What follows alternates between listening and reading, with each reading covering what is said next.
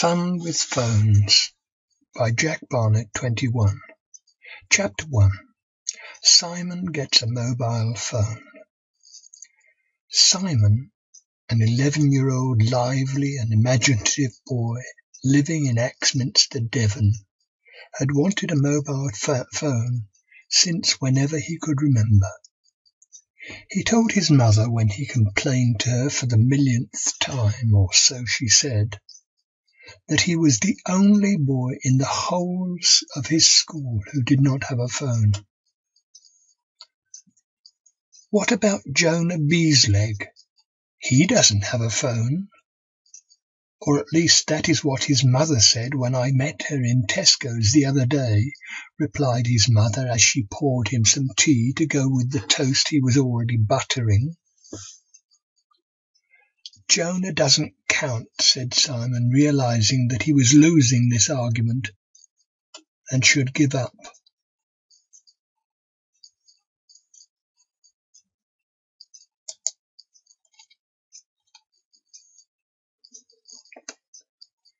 He needed to get going if he wasn't to be late for school. His mother didn't drive him to school any longer. Now he needed to catch the bus outside the old bank building at 7:50. He took a too-deep glug at the tea and nearly burnt the whole of the inside of his mouth out. "And remember," called his mother, "today is a half day and I'm meeting you with the car at the school gate, and we're going to that special car boot sale. I wanted to look for a few gardening tools, so don't catch the bus home at 12:30.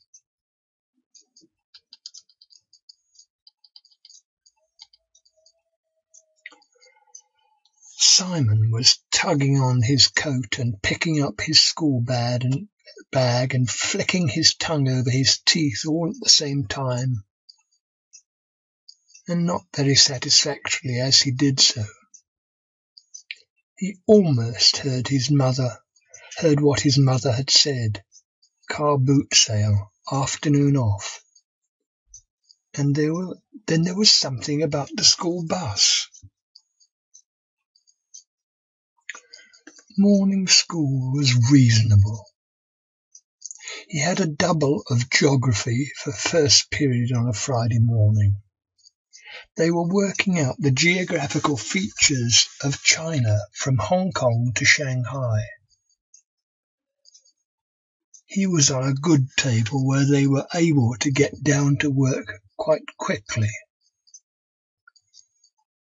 The Mr. Snave, that was their nickname for Mr. Evans, and then Mr. Snave started to talk about China. China was a favourite subject of Mr. Snave, and he liked to go on, drone on, thought Simon, about it for ages. You could be concentrating on looking up information on your table's screen, taking turns with the others there, but in the background, going on and on, Mr. Snave droned away. He quite felt like going into a daydream just to get away from it.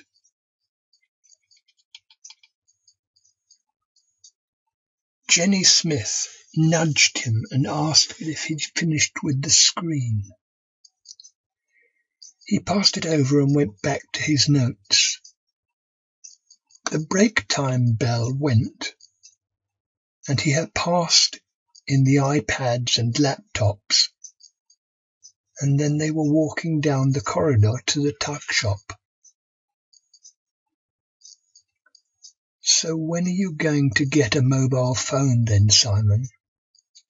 "Oh, don't you start," he moaned.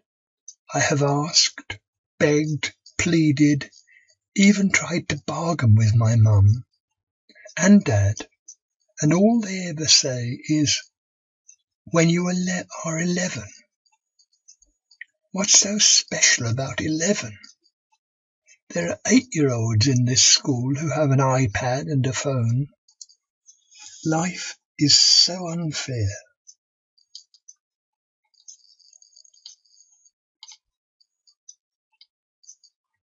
The next day, no, the next lesson dashed by, and before he knew it, he was sitting on the bus waiting to depart for his half-day holiday, when he saw his mother in her car in the parents' parking lot. "Excuse me, Mr. Green," Simon called to the back of the driver's head, "but my mother is over there waiting for me, and I shouldn't be on this bus this afternoon." Mr. Green sighed a deep sigh. "Go on then, boy, off you get, and watch out for the traffic as you go over to your mum." Simon smiled and hoped his mother had not seen him get off the bus. She had, but she didn't say anything. "Did you have a good morning?" she asked.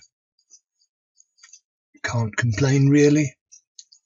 Assembly was fairly interesting, sort of 8 out of 10, and geography was good, although it was difficult to concentrate on the information on Google when Mr. Snave kept droning on about how good the Chinese students of the future are going to be, and we'd have better watch out and work hard to make sure that they don't swamp us." His mum passed him a pack of his favourite sandwich. Bread, cheddar cheese, that brown stuff from the jar that you either loved or hated, and he loved it in small doses, and a dash of treacle. "How can you eat that stuff? I'll never know," she pretended to moan, but didn't quite manage it. Meanwhile, Simon had switched off and was chomping into the first of his 2 sandwiches. His mother drove to the next big town, Axminster, and to a field on the outskirts. She paid the entrance parking fee and drove the car into a small space between a blue Citroen and a green Polo. Simon was just gulping a drink of fizzy water to wash down the sandwiches, and got out of the car only just remembering that his mother always asked him not to slam the door.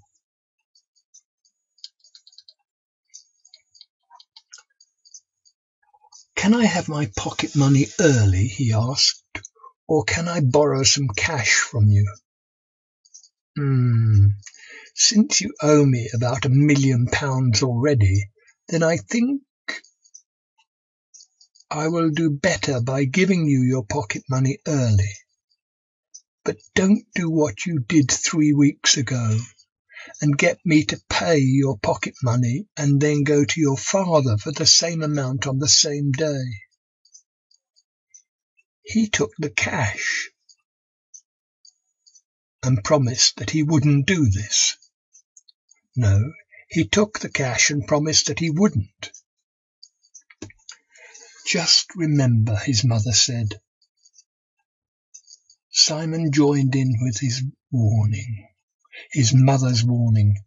"Don't buy any guns, don't be late back, and don't get into any strange cars with any strange men or strange women." "Yes, I know, Mum. I'll meet you back here at our car in 25 minutes. He looked at his watch, which strangely he had remembered to put on this morning. It was 1:05. 1:05, she repeated. "I'll see you here at 1:30. 1:30, they agreed. His mother trusted him to be sensible. He knew the rules. Now he could go round the car boot stalls looking for things of interest. and wow, there were loads of things of interest.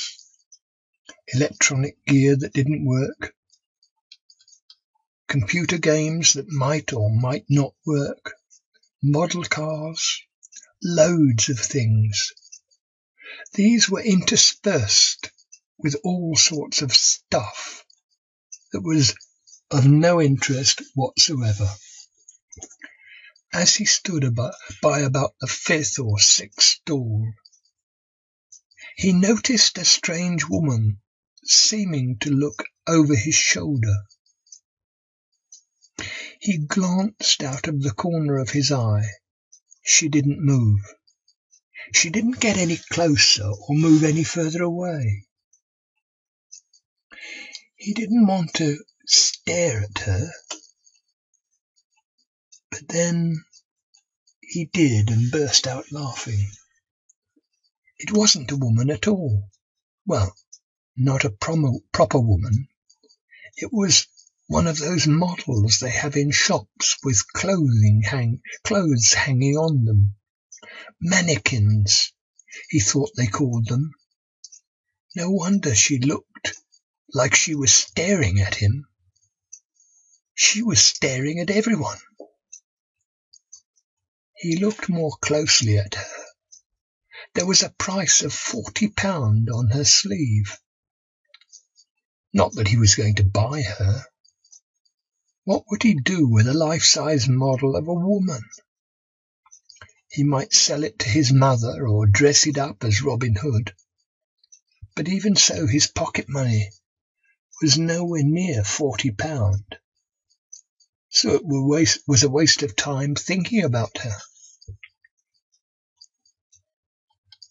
By the 10th or 11th stall, he had looked at loads of different options to buy with his money.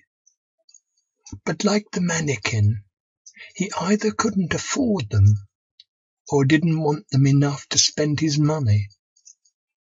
He glanced at his watch. 15 minutes left. The 13th stall had a couple of big plastic buckets in front of it. There were plates and jugs and all sorts of junk on the stand, and then the plastic buckets, big buckets in front.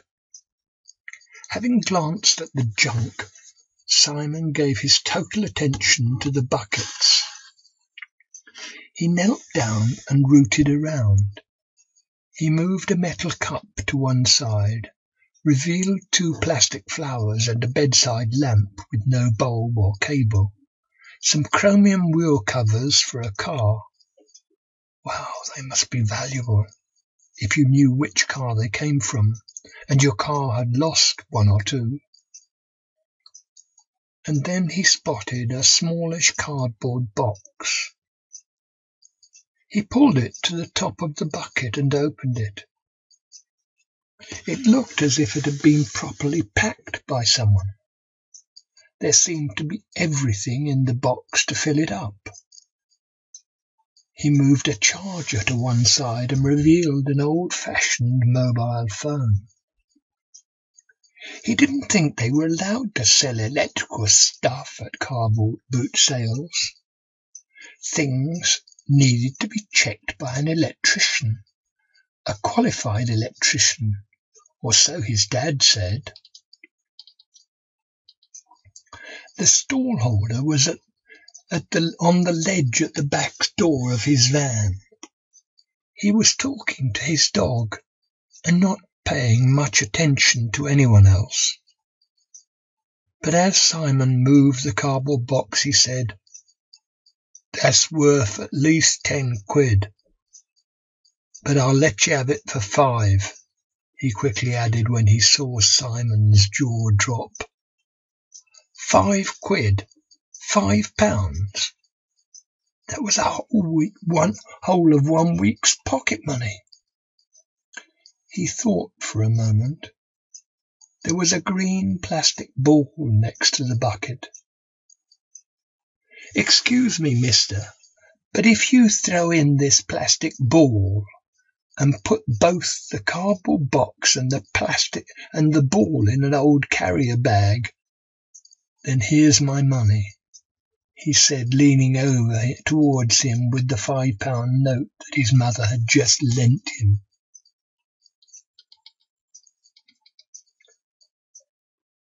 It's a deal, mate, a real bargain. He put the box and the ball into a plastic bag, took Simon's £5 note, and went back to talking to his dog. As an afterthought, he said, "Have fun," with a sort of mysterious look on his face. Simon took the bag and was thinking about sorting out this mobile thing hidden under the ball, and walked back to the car.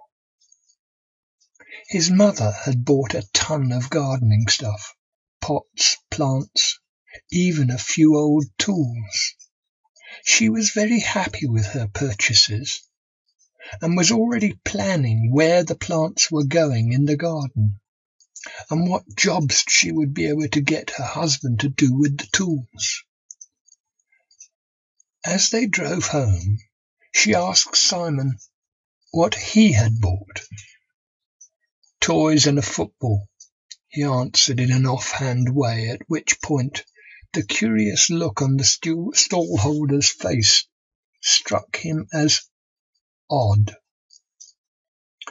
When they got home, his mother loaded up his arms with pots and plants and stuff, while she carried the tools and told him to take them inside.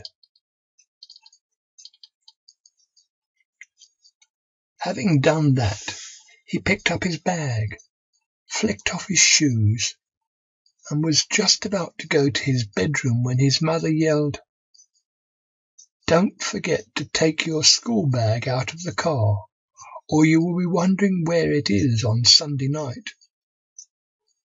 And before you do anything else, take off your school uniform." Simon thought she hadn't worried too much about his school uniform when he was carrying her pots. Still, he put on his jeans and play clothes and vaguely hung his uniform on his bed. Now, he thought to himself, let's have a look at the contents of this cardboard box. As he opened the box properly, he could see a charger. No point in having a mobile phone if you couldn't charge it. So far, so good. The actual mobile phone looked a bit old, but wasn't one of those ancient ones that they have in museums. It was similar to the phones that other kids had. I mean, he said to himself, I don't want to go onto Google with it. I wouldn't mind being able to answer email, but just have an actual phone would be fantastic. Is there a SIM, he thought. As he pulled open the phone, he could see there was.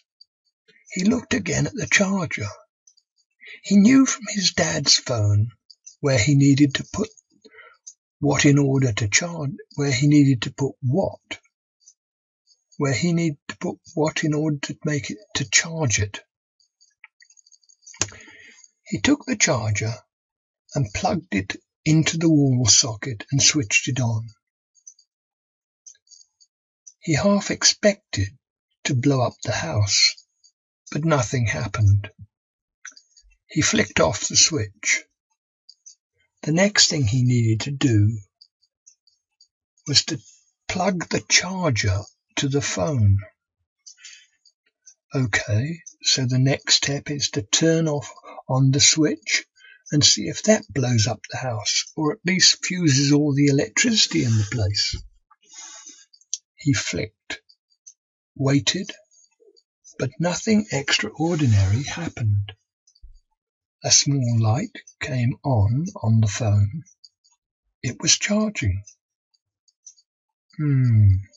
So far, so good. On his dad's or his mum's mobile phones, they needed to be charged for at least half an hour before they were ready to be used. His mum seemed to leave her phone on charge overnight. At that point, the front door bell rang, and Simon heard his mother open the door and talk to someone. "Can Simon come out for a game of kickabout football?" Simon didn't need to wait for his mum to call him. He couldn't do anything more to the phone, so he picked up the ball and rushed downstairs.